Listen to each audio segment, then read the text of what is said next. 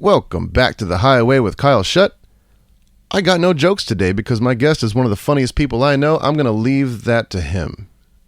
I'm pleased to introduce Mr. JT Habersaat, the man that pushed me into doing stand-up, for better or for worse. And this was also my first in-person interview for the podcast. We sat down over a couple of pints, and, I'm going to let you hear the results.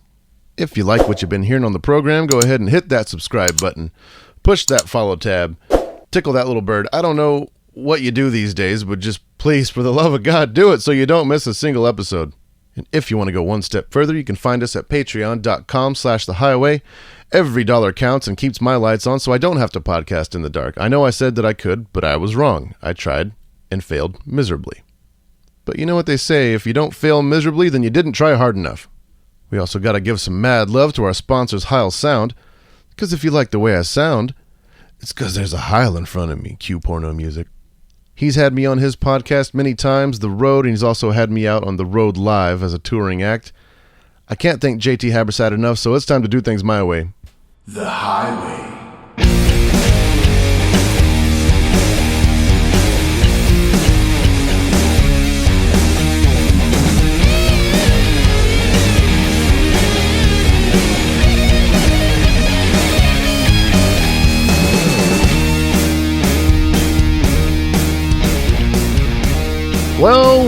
Well, how the tables have turned, my friend. You're on my podcast now. How does it feel? Wonderful. I like that we're literally at a table, too. We're at a picnic table. Yeah, this is the first podcast I've done on this one that's in person. So really? Yeah, because everything else has been completely safe, zoomed? completely zoomed. This is unsafe? I don't like Zoom. I don't know. I call people on the phone and I record it that way, and it works rather well. Straight through the phone line, or did you use through the phone? How the fuck do you rotary phone? I've explained it on the podcast before, but I basically have my microphone into an interface. Call the person, and that's the phone is going directly into the interface as well, all into Reaper through a Heil microphone. Shout out to Heil Sound. And that's it. So, but this time, thought we'd come to an undisclosed location. Yeah. And also, I don't want to give away my favorite bar in town. Sorry. No, don't. Aaron, this place is nice and quiet. I don't know. I don't want anybody to know where to find me. well, you're in luck, sir, because this fucking place is hard to find. Which is also, I usually abstain from drinking and smoking weed and stuff while we do interviews and stuff. Oh. So I can let my guests shine. But we've done so many podcasts together. We have. They can hear the airplane. They might know where we are now. Yeah. Oh, fuck. They can. No, but anyway, you've had me on so many of your programs that I wanted to bring you on mine because you're a person that sort of pushed me into the realm of stand-up, I suppose, or storytelling, or just being one person on stage with a microphone. Right. And I really appreciate that. And do you? Okay, good. I was worried. I thought you were going to be like, here's where the knife comes out. And you're like, this is for you, and this is for this. No, but it really it broadened my palette as far as who I am as an entertainer, and I really appreciate that because I don't think I would have ever attempted that because it's such a different beast than being on stage with a guitar and looking like a rock and roll god. You really have to be on your game and bring the energy yourself, and it's for sure. I feel like I'm a stronger performer because of it, so thank you. But I wanted to ask you, what made you want to do this just psychotic fucking art form? Necessity. I mean, that sounds wrong. Not necessity, because I actually really dislike the concept of the comedian as needing to be center of attention, because I'm so not that in real life. Not that that's not a thing. That's absolutely a thing, and a lot of stand-up comics are that. But like the person, that has to be the center at every party, or like is very extroverted in that Jim Carrey kind of way, which, although I should walk that back too, because Jim Carrey's gotten real interesting lately, where he became this painter and acid head, and is just like really philosophical and interesting, where I never found him interesting before. Always talented, but never really found him interesting. Now I think he's an interesting cat. But I moved to Austin in 2005, and I had fucked around with comedy a little bit in college. Mainly, I had like an improv sketch group called Five Drunken Immortals, which would absolutely be canceled today because we dressed in like kung fu uniforms. It's based on an old kung fu called Five Drunken Immortals. And so our thing was comedy, improv, and kung fu. And we would just wear like judo gis and do improv and sketch. Like, we watched a ton of Kids in the Hall and the British Whose Line Is It Anyway? And I tripped the fuck out because I was in LA last week doing a show, and one of the guys from the original Whose Line Is It Anyway was there. No way. Yeah, dude. It was so weird. He played the hypnotist in Office Space who has the heart attack and dies. Oh, wow. That guy. He's been in a ton of stuff. Apparently he was in Robin Hood, Prince of Thieves. He was like... Holy shit. Yeah, and so... He came and found me after the show and was like, that was incredible. I was like, what the... Just like, 19-year-old me was going, what the fuck, man? Like, I watched you... You made me want to try things on stage. But I don't know, that was like 2 years that I fucked around and did a little bit of like... I was really into Black Flag, so Rollins spoken word and stuff. I was trying to be funny but spoken wordy. I never called it stand-up comedy. Yeah. But when I moved to Austin, I was out of all the bands that I had been in. I was done promoting shows. I moved here. I didn't know anybody at all. And I had no job at the time. Why'd you come? My wife got a job with the state, and we were both ready to go somewhere else. No, it was great. It was fucking great. It was great because we instantly had benefits, and she had great salary, and we were just like, we can move in 2 weeks and be there. Fuck yeah. So it worked out. She's not with the state anymore, so that's better. But this was 2005. And when I moved, I knew zero people. And I was like, I can kind of create whatever path I want to do. And so for a while, I did nothing. I really didn't want to know anybody. I'd been promoting so many shows and bartending and working at a publishing house and doing all this shit in New York that when I got here, I'm like, I want to be anonymous, because it's the type of thing where you go into, it sounds arrogant to say, but you go to the bar and you spend 20 minutes getting in the door just shaking hands and saying hi to everybody. Yep. And I don't have to tell you about that. You know how it is. And it felt almost like a weird, it sounds so shitty to say, but like an obligation of sorts where I'm like, I just want no one to know who I am. I just want to be by myself. And I spent a lot of time hanging out with my dog while my wife was at work, and I just was writing and just reading books and just figuring out what the fuck I wanted to do. I had like 3 months before I ran out of money from my last job that I had saved up. And so I said, well, I've always wanted to do stand-up for real. Maybe I'll try it, And so I just started fucking around and booked my own show at Headhunters. Wow. I had gotten to know some... I didn't want to do the stand-up comedy route, which was like go to the Velveeta Room or Cap City. Because I actually... One of the first things I did when I got down here was I auditioned for Last Comic Standing at Cap City and stood online for like 3 hours. Wow. And the desperation was horrific to me because it was like it was people with puppets, and I remember there was a comic.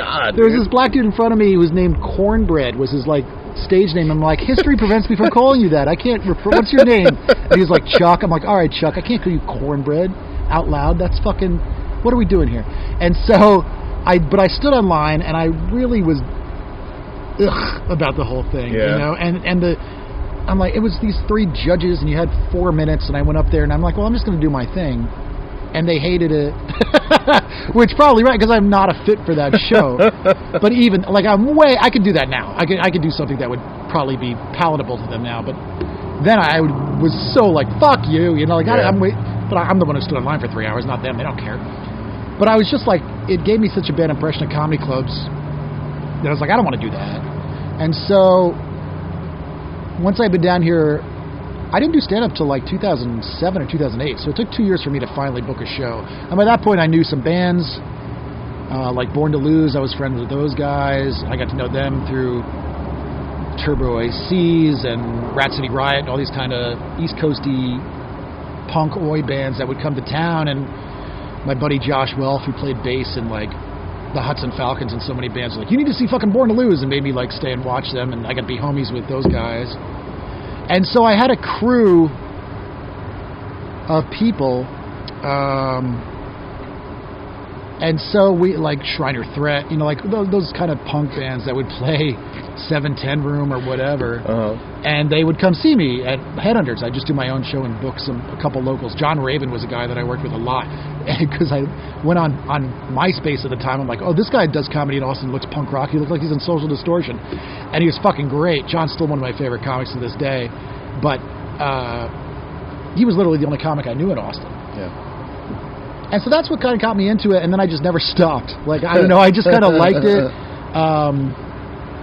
I kind of, by bypassing the stand-up scene here, I was in a degree ostracized because comics were like, who the fuck is that guy and what is he doing? But also they're like, well, he's not taking spots from me at Cap City, so I don't really care. But I'm also kind of like, he's getting some attention because I was just doing my own thing. You know? There was a small scene of that back in Austin, back in the day, at the old emos downtown, just 2 blocks away from the Headhunters. You know, Janine Garofalo would like play there, Patton Oswalt. I opened for Janine Garofalo at that fucking show. Yeah, you know, it's fucking. I opened for Janine Garofalo's show there. It was Rob Riggle, myself, and Janine Garofalo. And I kicked a beer on somebody's face that night. They threw a beer at the host's head, and I had my beer in a cup out on the stage, and I was so angry about that I went out and I fucking kicked the beer in that dude's face, and I was like, "Let's go!" But he like, I didn't get in trouble, which was nice. Emos. I don't think anybody got in trouble for anything there. I did a lot of shows there, man. I opened for Rollins at Emos. It was Henry Rollins, myself, and Gallows. You want to talk about a crowd? The band Gallows from the UK. Man, that's you want to talk about a band that's ready to fucking laugh? Not Gallows. Yeah. I love them, but they do not have a sense of humor. That was on the fucking... Many hardcore bands don't. Yeah, that's true. Although Paul from Sheer Terror, one of the funniest motherfuckers I've ever met. I will say, if anybody wants to have a mental image of what JT's talking about, you can go watch the Headhunters episode of Bar Rescue if you want to see what an actual shithole that place was. The last time I did this is the idiot that I am too. After I started to get emo, started to book me. I opened for Janine Garofalo there. I opened for Rollins there. I opened for Handy Dick, which was a total meltdown nightmare, but hilarious. Like, so fun to watch for me because I had nothing to do with that show, and I'm like, I was booked to do 20 minutes. I ended up doing 45 because I couldn't find Andy Dick. Holy shit. And eventually a cab kicked him onto the curb, and it was such a train wreck. It was a nightmare for the venue, and me clapping with glee watching this shit show, this train on fire just go There's off nothing the rails. like watching a really famous person just eat shit. I mean, it's Andy Dick, stage. so it was like you kind of expect it, but it was like such a like chef's kiss of like, holy shit, this is bad. Anyway, I started opening some shows there, and then people like Stanhope and Brian Posin came to town, and they were doing Red 7. Yeah, I was at that Stanhope show. Okay, well, that was the first one. 08, 09, maybe. The first time I worked with Doug was 08. Yeah. And he had been doing Antones, and we had met online, and he was like, yeah, if you hear of a place, I'm kind of tired of doing Antones. They're booking more blues and shit, and like I just feel like an odd fit. I'm like, I'll book you somewhere tonight, man. I know Red 7. He's like, really? I'm like, yeah. And so I booked it that night with Jared Cannon. Yep, I remember. That was the first time I worked with Doug, and it was fucking fantastic. That night, it was 100 degrees at midnight. Yes. I remember that. Yes, because it was. Everyone was just pouring sweat out there, laughing their ass off. Yeah. And the first time I worked with Posin was there, and what's funny about that is it was a matinee show. It was a 5 p.m. show in August. What the fuck? Well, here's why. Because there was already a late show booked, which was fucking Off With Their Heads, who I now have toured with and I'm friends with. I spent like 3 weeks on the road with Off With Their Heads. And I fucking love Ryan and that band. But at the time, I didn't know them at all, and so we had to go early. And so it was Posin and I at 5 p.m., and I had a heat stroke because I had gone tubing the river. Oh, God, that day? No, 2 days before. But I was still... I'm vampiric pale, man. You're from New York. I'm from New York and Norway. And so I was heat stroke. As the first time I'd ever met Posin, we, of course, smoked weed before the show because it was, this was fucking... I just saw Brian last weekend in LA, and we hung out for a while at his house, and I met his kid who's now like 12. Oh, wow. He had just had his kid the first time we worked together, and he was considering stopping to smoke weed. To smoke weed. That didn't last very long, but it was, I get it, you have a baby around and whatever. If you have kids, you should be required to smoke pot. I agree with you, probably. Yeah, it makes you a much better parent. As a non-dad, I absolutely believe that. But he had, it was his first kid, it's still his first kid, but he was like, I don't want to smoke in the house around a baby, like all the things, secondhand smoke. I get it. So that show, he was like, this might be the last time I smoke weed. I was like, well, fucking all right. We're going to go for it. Yeah. Well, weed plus 5 p.m. in August on an outdoor stage plus already having heat stroke. I was delusional, man. I don't remember a word I said. I remember taking a beer, and I don't drink beer normally. We're drinking it now, but I took a beer and doused myself over my head completely like fucking Bon Jovi. And afterwards, I remember my wife was like, so you're feeling better? Because that was good. Like, nobody noticed. And I went, I'm like, I don't remember a thing I just said. And I went and I threw up in a bucket. I was so deranged. But I guess Brian liked it too, because he was like, that was fucking great. And I was like, thanks. I don't remember a word I said. And to this day, that show is just like piecemeal of images of just like meeting Brian for the first time and having it go well, and then being so ghostly white and dead. But anyway, the point being, I started doing rock clubs, and I never worked Cap City until like 2012. Yeah. When Joe Sib came to town and they did a one-nighter and they had me open. That was the first. I just didn't care. I still really don't. And I think Cap City, RIP, it's reopening with new management and stuff soon, which is great, in a different location. Rise in peace? It's rising in pieces. The name is the same, but new owners. But by any means, I'm glad they're coming back. And I mean that, because every time I went there, they were really cool to me. I never caught attitude from them. I always had a good time there. Like it was like it's more of a classic comedy club. Yes, like and it's a good one. Like things like that. Having done a lot of comedy there, it was good. It was a really good show. I've done a lot of comedy clubs since then, and Cap City was a good one. The only thing is, which I refuse to do to this day, is their big thing was their comedy contest every year. Austin's Funniest Person contest. Oh, that's right. And it was, you had to do that in order to get booked there, and I refused, because I think comedy contests, no matter whatever the fucking venue, are inherently lame, and I don't like making comedy, which I like a lot, into a competition. I think it's fucked up. And so I would never do it. I would go and support it. I would go watch my friends do it. And so I was always treated nicely there. And I did a few shows. Matt Bearden, who's a great stand-up comic, and he's on KLBJ and all the alternative rock. Matt's great. He hangs out here. Matt, if you're listening, we're at your favorite bar. He hangs out here? We're not going to say the name. Sense. We're not going to say the name. That makes perfect sense. Matt, I can totally see Matt being here. Yeah. I love Matt, and he was one of the guys that was like, all right, you're doing different than club shit, but I like you anyway. Like, he was very, very cool to me, very early on. But Matt Bearden used to run Punch, which was like the Tuesday alternative show. And so in like that front bar? The front bar, the small room. And he would do these things called cringe-taculars, which was like anything goes. And he'd book me for those. And so I'd do Cap City on those. Because, and I'm not cringy, like I'm not fucking blue. Actually, no, not at all. No. Your stories are very funny. Thanks. But not I wouldn't call it cringy. I just have non-traditional approach to stand-up. Yeah. And I also, because of my reputation as being fuck the clubs, especially back then. Now, not so much. I do clubs all the time. But back then, I was very much fuck the clubs. You can find me at JT Custom Toys. Well,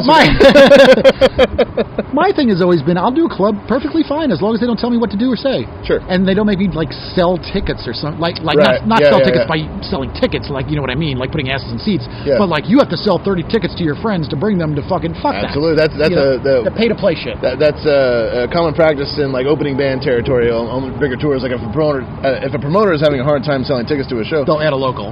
Add the local, give them 50 tickets, and make them go sell them to their friends. Exactly. It's crazy. Yeah. It's essentially a bringer shit. Yeah. And I just refused to do that. And so, but they treated me nice there. And the long tail on this kite being, by the time 2012 or so rolled around, I was kind of a known entity. And I was touring nationwide doing exclusively rock clubs. I had done the West Coast with Joe Sib doing the Improvs, which was a big club chain. Yeah. And I mean, we did, and it was largely Joe's draw because he's like the king of California. Shout out to Joe because he's a sweetheart. Joe Sib's the best. Joe Sib from the band Wax. He runs Side One Dummy Records, all that great shit. Joe started doing stand-up and brought me out to open for him, and we did the Hollywood Improv, and like Bad Religion was there, and fucking Tony Hawk and all this, and we did the San Jose Improv, which is a double-decker theater that held 600 people, and we sold it out on like a Tuesday. Sick. It was fucking great. And so, and the crowd loved it because it was our crowd. Yeah. And I said, I got a taste of that. I said, this is what I want. I want to curate my own. I'll eat shit for years just to curate my own audience. Yeah. That's the only way. It's just like being in a band. You build your own scene. It's what you do. It is with bands, and that's what I've known. But it's not the only way with comedy. Comedy, you work out as host. You get your hot 10 minutes. You eventually work your way up to feature.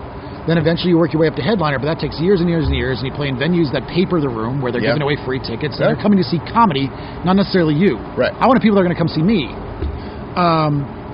And it's funny now, because I've been doing this for fucking almost 12 years. I've been full-time with it since 2014, which I realized the other day. I'm like, wow, that's almost 7 years. Like, not bad. Hustling my ass off and doing... When I first quit my day job, man, I was doing 125 shows a year. I was working. You have to. You have to. Well, you don't. You can just coast. You can be a fucking... If you're rich already, I mean, sure. Yeah, or you can coast in your significant other, you know. And my wife absolutely paid a lot of the bills when I was starting. Shout out to Donna, what's up, girl? Yeah. But I knew, like, all right, if I'm going to fucking do this, I'm going to do this. You know, I mean, and that Black Flag thing kicked in where I'm like, let's fucking go, man. Let's go. Let's fucking live it. I could never do that now. The concept now of that is, well, again, it's many years ago. Well, we'll get into that in a minute, but that's a solid start, man. Like, just I love those stories about how people just decided to give life the double middle finger and hop in a van and just fucking go do your own thing. Yeah, but it was also at a turning point where I was at the point where with my day job I was turning down offers. You know, I was getting opportunities to tour and saying no because I had X amount of vacation time. Yeah. And by that point, I got kind of discovered by Stand Up Records, which is like a Grammy-winning label out of Minneapolis, who had put out stuff by Stanhope and Patton Oswalt and David Cross and all these people, Mark Maron. And I was signed to them firmly. Like I eventually did 3 albums with them. So I had a really good label, kind of like believing in me. And I was just like, fuck it. You know, like I was like 38 or whatever at the time. Like, well, no, let's do the math. Yeah, I was about 38, 39. Like, let's just go for it. And so it was the best decision I ever made, but it was terrifying, which I'm sure you understand all too well. Yeah. Zero regrets. When I made that decision, I was 20, though. So it was slightly There's a little bit less more terrifying. I was also, I should say, the job I was working at, I liked a lot. You know, I was doing marketing. My boss, I'm still friends with to this day. We keep in touch. You came from radio. I did. Was that the job that you walked away from here? Yeah, or was the job I walked away from in New York was radio. Yeah. I worked in Woodstock, New York at the main radio station, which is still there, WDST. And I was like an indie program director. I was like the young piss and vinegar kid that was like, told them all, like, this sucks, you should be playing this. Yeah. Fuck Smash Mouth. What are you doing? And that was kind of the role that I was paid to be. Yeah. Like the guy that would give them this, like, snobby voice of the youth. Yeah. Which I relished because I was 100% that fucker. 100%. And still am to some degree. Your stories about those days are fucking hilarious. I got some good stories, man. I worked with some wild people. I worked with this woman named Elda, who was in the Stilettos, which was Debbie Harry's first band before she went on to form Blondie. I worked with Jennifer Connelly's dad, who hated my guts. He hated me. And I had the biggest crush on Jennifer Connelly when I was growing up, and I met her, and I was like, oh my God, you're fucking stunning. And then I was like, but your dad is such a dick. I didn't say that, but he was such a dick. And we used to get into arguments all the time because I thought he was full of shit and washed up. Oh, my God. Because he was like this old CEO guy that was now working at this radio station and bitter about it. And I was like this young, cocky. But they'd present, like, they'd be like, here's our new marketing thing. And it was like, hey, you want to meet the girls on the bus? And I was like, I'm playing Sleater Kinney here. What are you doing? Like, fucking, that is some old man Skid Row shit, and I like Skid Row, but what the fuck, man? Like, it's not Guns N' Roses anymore. Like, it's 2002, bro. Right. God. And so I just butted heads with them a lot. But again, it was kind of the role I was supposed to play. But yeah, I saw the writing on the wall, though, when I started doing radio. I went in for a shift, and it was, all right, we got this new computer thing, and you just watch you don't play CDs anymore or vinyl. You just watch this computer run and then talk during these scheduled breaks. And you don't really need to be here. If you want to record it, if you're busy, you can just record it, and we'll just plug it in. I was like, I'm not going to spend the next 20 years of my life watching a computer roll screen and play Bare Naked Ladies. Yeah. Fuck that. And so I quit radio. Well, they're going to be the next guest next week. So Bare Naked Ladies? I have a funny Bare Naked Lady story. This is a pretty epic story. Please. All right, so this is... I told this once or twice maybe when we were on Ghost Stories. I was hoping you'd want to go there. I know it's your bit, but if you don't want to do it, you don't No, have to. It's a real story. I'll tell the story. I was working in radio. I was a young fuck. I was maybe 24. And no, I was younger than that because I had just started getting on air. I was doing overnights. And they said, you can do Saturday afternoon this week. And it was a big deal for me. I fucking love this story. And because I'm me, I got there and I was like, it was Bare Naked Ladies. It was that fucking If I Had $1 Million. I hated that song. I thought it was the most hokey bullshit. I just hated it. And they had it in rotation, and I saw coming up that I was going to have to play it. And I said, not fucking today. And so I played People Who Died by the Jim Carroll Band instead. Fuck yeah. Because I found that, and it was in rotation technically.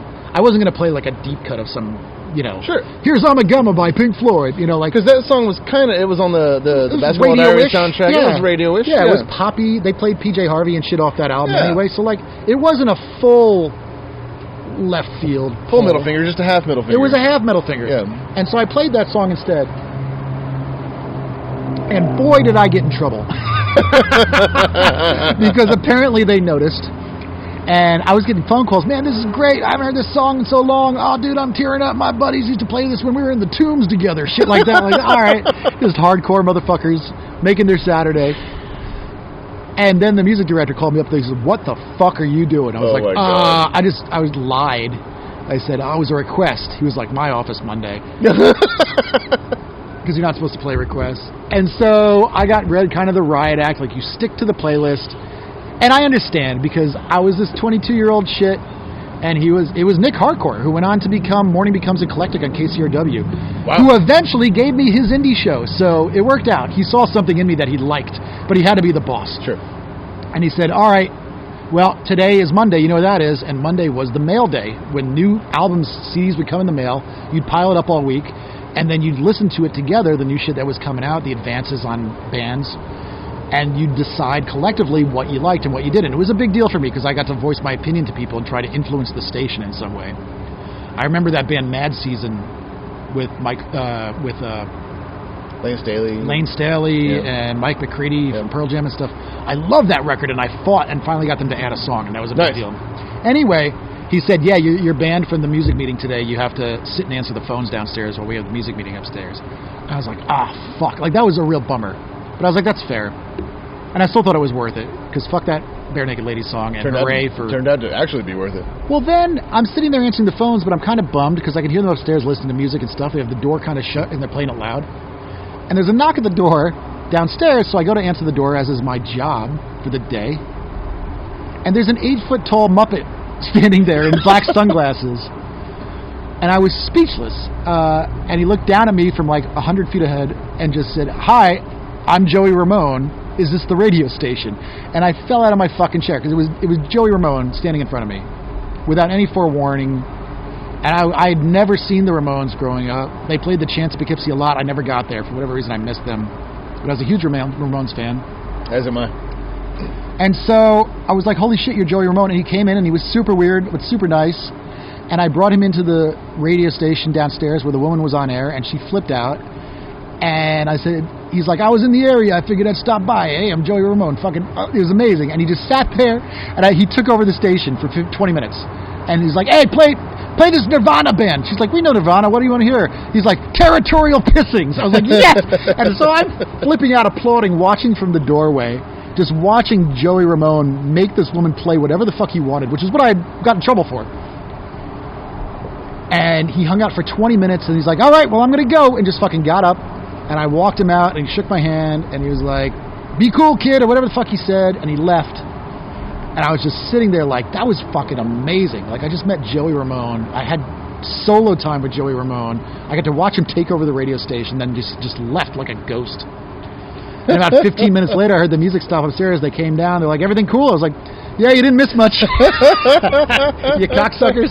And so then they found out shortly after Joey Ramone was there. And then I got in trouble again because I didn't come up and tell them. Oh, boo. But whatever. I didn't care. But yeah, that was a good radio station moment. God, so sick. But yeah, man, I mean, there's a long answer to your question. But I mean, I kind of got started in comedy when I moved here, wanting to try something different. And then it just kind of worked. Well, you pushed me into it because we met at, I think it was 2014, maybe 2015. Around there. Fun Fest. I think it was 2014. We met at Fun Fest. The first time you saw me, though, I was on drugs at a Black Box Theater. Well, I thought we met earlier that day. No, we met, but you had never seen me do stand-up. Oh, no, that's right, yeah, because we were backstage. I think whatever girl I was dating at the time was friends with you and Donna, and then she was like, yeah. He does a podcast and like this and that. Yeah, I remember that. Like, we might have even... We hung out. Podcast that it's possible. Yeah, probably because I ran around backstage at Fun Fest with my gear. Yeah, and would just try and like snag stuff here and there with people. And I just remember. I remember because Judas Priest was headlining that year, and there was a food truck backstage. Frank, the hot dog place. Yeah, they had this thing that was on the menu that was It was called a Turbo Dog, and it was $250. What? Cash only. $250. And there, you'd go up to the window, and you'd be like, "What the fuck is a Turbo Dog?" And they'd say, "You just gotta put $250 on the fucking table, and then we'll give you the Turbo Dog." Cocaine on a right? hot dog. But nobody had the guts to do it. And finally, some crew person from some other band, I think, I don't want to speak out of turn. I think it was like a Rocket from the Crypt, Guitar Tech, or something. That sounds right. Somebody like that went up, and they're like, "Fuck it." They put $250 cash on the table, and all they got was a regular ass hot dog and $500 cash. And then everybody behind him was like, "I'll take one too," and they're like, "Nope, one and done." That's fucking awesome, but I remember that. But then, later that night, you were like, "Hey, we're doing a show at the," I don't remember what it's called, Fallout. It was Fallout Theater at the time. It was called the New Movement. That's right, New Movement. And it was Drunk, Stone, Sober. Yeah, and which means like there was two comics that were totally sober, two comics that were totally stoned, and two that were fall down drunk. And one of them was actually fall down drunk. That dude threw up. I know, 100%. He got really, you can real see. shitty. I've never seen somebody that drunk on stage before. Yeah, he was real belligerent. I mean, and I've been drunk on stage. But you decided instead of smoking weed, you were going to smoke Salvia on like a stage fucking maniac. and read passages from this really fucked up, like, incest, there was this heavy Harlequin romance novel called dude. Daddy by Accident that I found at a book fair for 50 cents, and it was the grossest. It's just this pregnancy softcore for ladies book, and this chick is like 9 months pregnant, gets banged, and it was like the grossest, funniest passage. I would just read that sometimes during stand-up shows just to creep out the audience, because it was just funny for me. It was very Andy Kaufman. More like performance art than comedy. Which was very much informative of what the spoken word shit I was doing when I was young. When I was in college doing spoken word shit, I would come out to like Cypress Hill's Pigs in like a pig uniform and a cop outfit, and would. I remember I did that once, and there was a cop in the audience, and I was like, I'm going to get my ass killed. Fuck 'em. Yeah, but at the time, I was such a Black Flag dude. I was like, fuck you. Anyway. Yeah, that was the first time we met. I was fucked up on Salvia. Yeah, and then for whatever reason, you were like, I don't know, you're a funny guy. Why don't you like come to my birthday roast? Which, number one, I didn't really know you that well at the time, so I couldn't properly roast you. Number two, I never just stood on stage with a fucking microphone and everything like that. But you're like, you'll get on, we'll give you 10 minutes, you'll be fine, we'll put you on first. Yep. It'll be great. And I showed up to the North Door, RIP. Yeah, great venue. It was. And like I said, I didn't know you that well. I only know like 3 or 4 things about you, but I was like, well, I'll just tell a bunch of Yo Mama jokes or something like that. I didn't know your mom. Joke of the night. Didn't know your mom was going to be there. Yeah, I didn't either at the time. Much less that you were recording the entire show and you're going to put it out on Stand-Up Records. Put that out. And so if anybody wants to find my comedy debut, you can go You can't get it anymore. It's gone. The joke. Oh, good. It's sold out. Thank God. Yeah. Maybe I'll put it on YouTube. I don't know. Yeah, I got an extra one. I don't know if anybody wants it. It'll cost you $1 million. You should put it up. $250 to get a hot dog. But anyway, I went up and told a couple of jokes. It was fun. Having a good time. I learned really quick that 10 minutes on stage is a lot longer than it sounds. Because I got about 4 minutes deep before I was like, okay, this is it. I got to go. Do an hour. And I just remember saying that, like, I don't really know JT that well.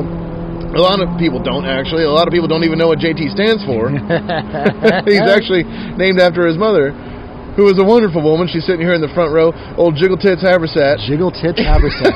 and your dad was there, so too. hard at that. And your dad, I think your dad laughed harder than anybody in the building. Oh, dude, that was so funny. My mom will still talk about that to Holy this day. shit. And you've met her now. I'm so sorry. She would never apologize for that. It was the funniest fucking thing.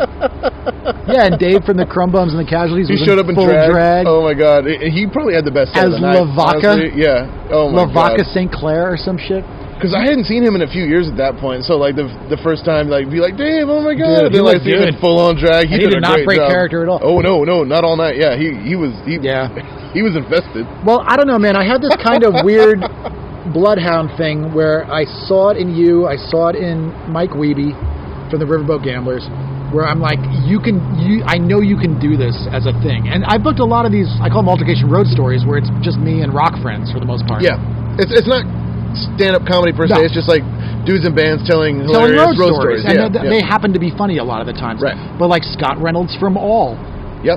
He was so nervous doing it. Oh, yeah. And I'm like, Scott, you're going to be fine just because I know you have the thing. Yeah. And you were super nervous doing it, and Wiebe was super nervous doing it. And Mike now is a straight up killer stand up comic. Absolutely. And you have gotten so fucking good, it made people annoyed. The last time you did it. Fuck 'em. Well, no, I mean in a good way. I'm kidding, man. In a good way. But the last show we did before COVID shutdown was at the old Beerland Road Stories. We had members of the February Dicks. 2020, yeah. And, dude, people were like, Kyle's gotten so fucking good because you came out and did a few weekends with me. That was great. You, me, and Dave from Chrome Bones, and Mike Weeby, and we did Dirty Charlie. Did one show with Cheetah Chrome. Yeah, Cheetah Chrome with the Dead Boys talking about getting into a fist fight with fucking Iggy Pop. He was like his. The thing is, when you put people in bands on stage like that, sometimes they really clam up, and I just remember his voice was like the decibel equivalent of like a mouse fart. Yeah, you know, and so real like everyone was just like super quiet. Well, he's like, also a guitarist, man, so he doesn't have those mic skills. Fucking stories. He told us amazing fucking stories. So whenever Dead Boys, I'm just going to tell his story. Yeah, I don't care. But great. whenever Dead Boys was recording their second record, apparently all the Sire bands got sent to Miami to record their second album. Yep. So Dead Boys were in Miami, and then Runaways were opening for Ramones coming through town, and they all like got on. Somebody knew somebody that had a fucking sailboat or a yacht or something. Got on I it. forgot about this. Yeah. First thing the Ramones did was fly like a Nazi flag off the fucking like mast. That had to be Johnny. I don't know, and there was like everyone was just getting trashed, throwing all their beer cans over the edge of the boat and everything, and like eventually they got pulled over by the fucking Coast Guard. Like, police. Woo, woo, woo.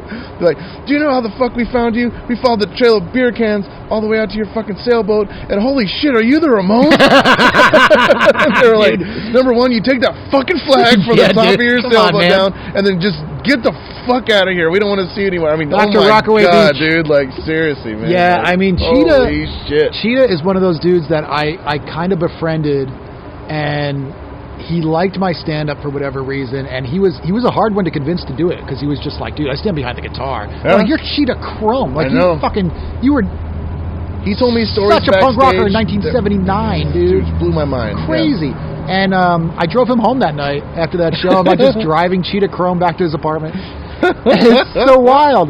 And yeah, I mean, part of if there is a silver lining to kind of doing it my own way and going rock club instead of comedy club first, it's that I've connected with a lot of rock and roll people that, you know, teenage me wouldn't. If you had a time machine to go back and tell 16-year-old me, you're going to be friends with this person. Yeah.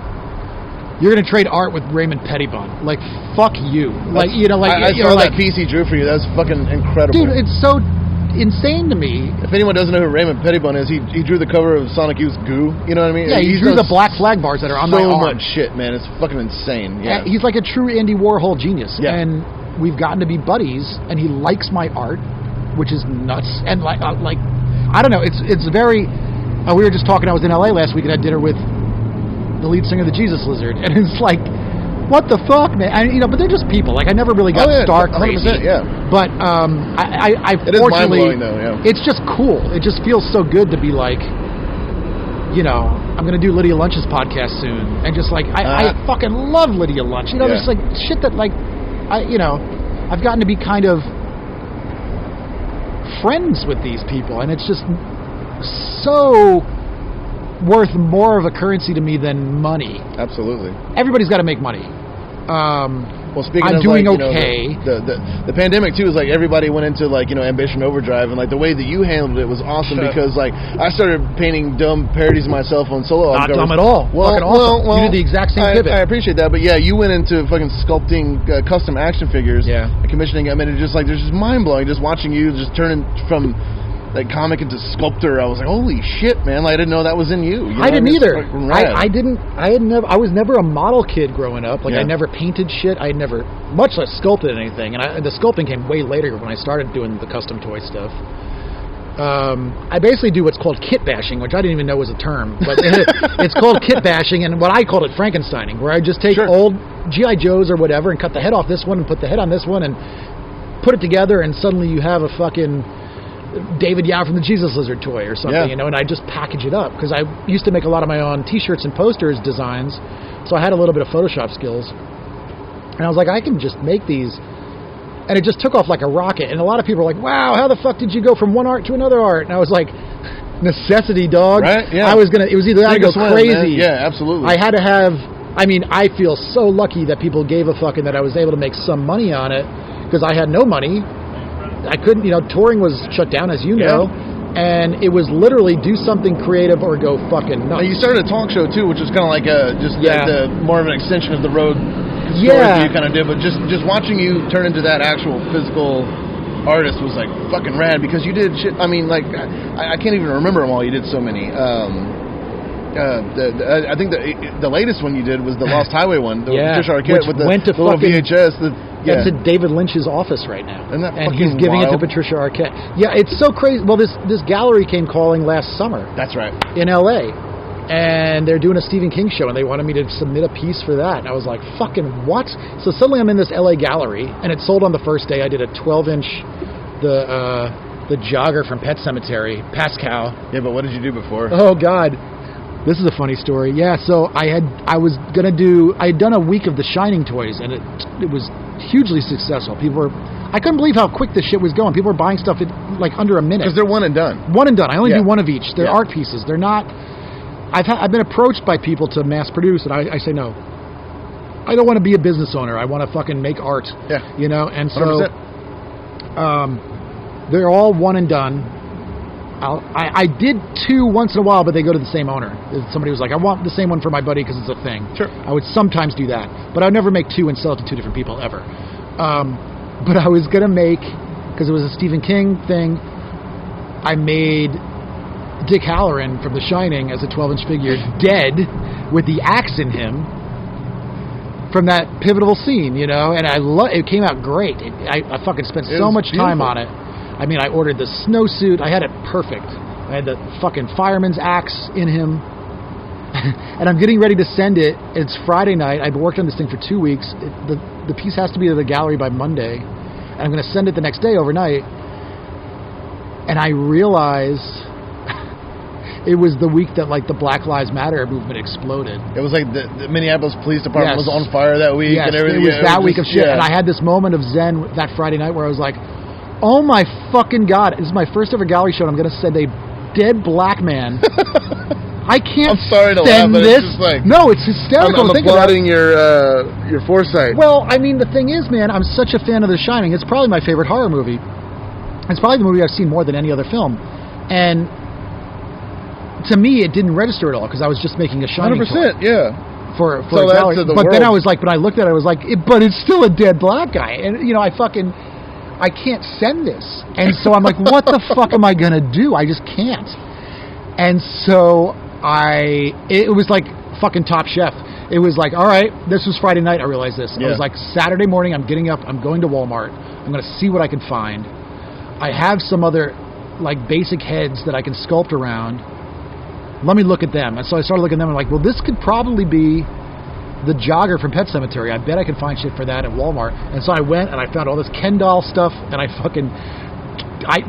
to make those jogging shorts, I found like a red leisure suit and like cut the shorts short, because they're short jogging shorts, man.